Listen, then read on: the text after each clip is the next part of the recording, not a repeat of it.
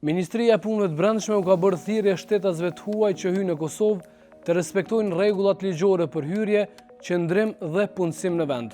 Sipas ministrisë, çdo i huaj që hyn në Republikën e Kosovës duhet të ketë dokument të vlefshëm udhëtimi dhe kur kërkohet vizë ose leje qëndrimi.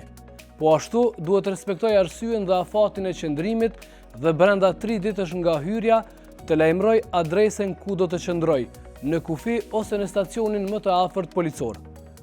Autoritetet theksojnë se shtetasit e huaj duhet kenë mjete të mjaftueshme për jetesë, të respektojnë ligjet e Kosovës, të mos kenë ndalim hyrjeje dhe të mos përbëjnë rrezik për sigurinë, rendin apo shëndetin publik.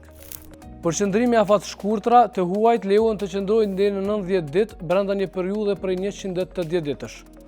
Gjatë kësaj kohe, puna pa leje nuk lejohet, ndërsa për çdo qëndrim mbi 90 ditë kërkohet aplikim për leje qëndrim.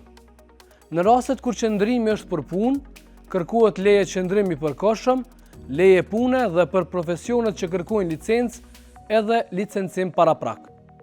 Ministria rikujton se puna pa leje është ndaluar dhe se aplikimi për leje pune bëhet pranë Agjencisë së Punësimit. Ndërkohë për studime, ribashkim familjar, arsye humanitare, kërkime shkencore apo arsye të tjera të parapara me ligj, të huajt duhet të pajisin me leje qëndrim të përkohshëm dhe të plotësojnë kushtet ligjore.